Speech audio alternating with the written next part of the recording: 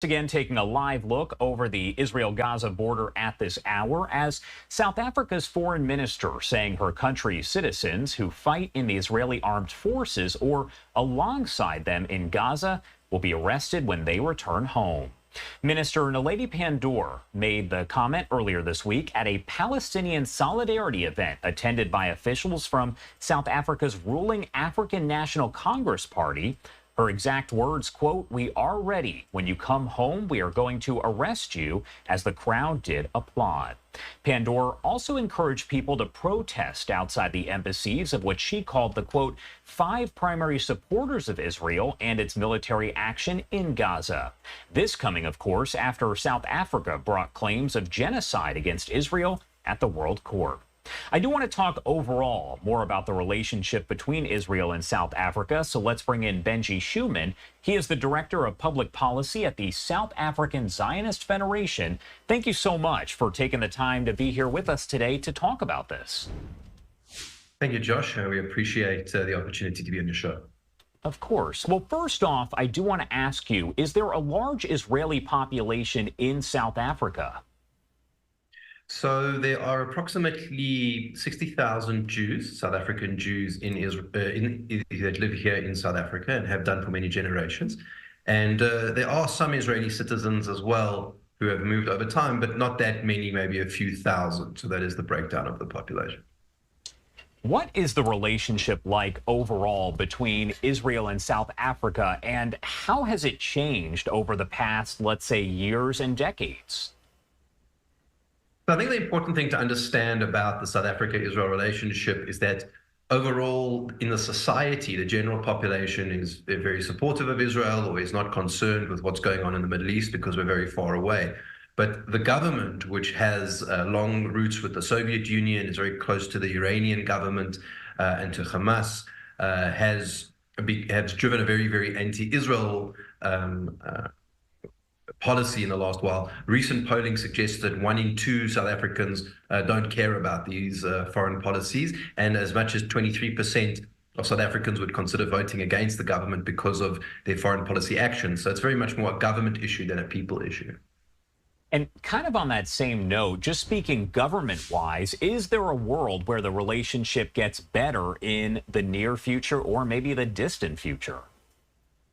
Yeah, I believe that there is a world in which the relationship can improve. There is an election happening in South Africa on the 29th of May, so within a few weeks, and the ruling party, the ANC, is polling at 40%, even the high 30% in some instances. This is down from a majority of 57%. So the population is very upset with how the government is acting in the country, not just on foreign affairs, but on a variety of issues. And I believe that that election will contribute to more Friends being voted into the parliament.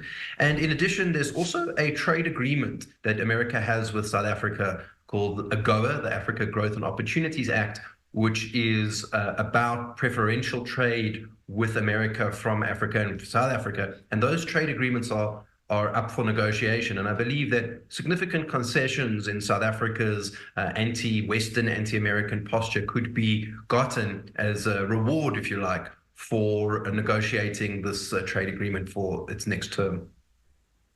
And Benji, what about the relationship between South Africa and the Palestinian Authority? You talked a little bit about Hamas overall, but when you talk about the Palestinian Authority, what is that relationship like? The Palestinian Authority has a very long governmental connection to South Africa. They host an embassy here. They're recognized as a state. And in fact, South African tax dollars pay for that embassy. So the Palestinians don't pay for the embassy here in South Africa. We as South Africans do. And that's because the government considers the Palestinian Authority to be a key ally in their international affairs. Why was it that South Africa was the one that brought the genocide charges against Israel to the World Court? Is that because of its close relationship with Hamas and the fact that at this point they don't have that great of a relationship with Israel? So it's widely believed and has been currently being investigated. The Independent Electoral Commission has actually been investigating at the moment on the request of opposition parties to look into the funding of the African National Congress as a party, because there have been allegations that their funding may have come for this upcoming elections that I mentioned earlier from Iran, and none of that has been disclosed in their election, in the election monitoring of payments and money to the party. And just after October 7th, the South African foreign minister made an unscheduled stop to Iran. The president actually went to Qatar and announced measures against Israel from Doha. And of course, we had Hamas come visit here in December as well. So it's widely believed that the reason why the South Africans are doing this is because of the long-term relationship with Iran, but that there may also have been money that was given to the party, the ANC, not the government, for the purpose of this election. This is a payback tool. All right, Benji Schuman, thank you so much for taking the time to join us and to talk more about the relationship between Israel and South Africa.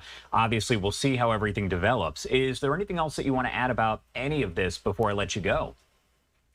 Yeah, I think that America plays an important role in South Africa's relationship as well. And I think that talking to your local representatives about the role that South Africa is playing as the legal arm of Iran and Hamas against Israel is an important message to get to American officials, that the country needs to be taken seriously for this purpose, and that we need to take South Africa seriously in our strategic understanding of how do we defend Israel going forward.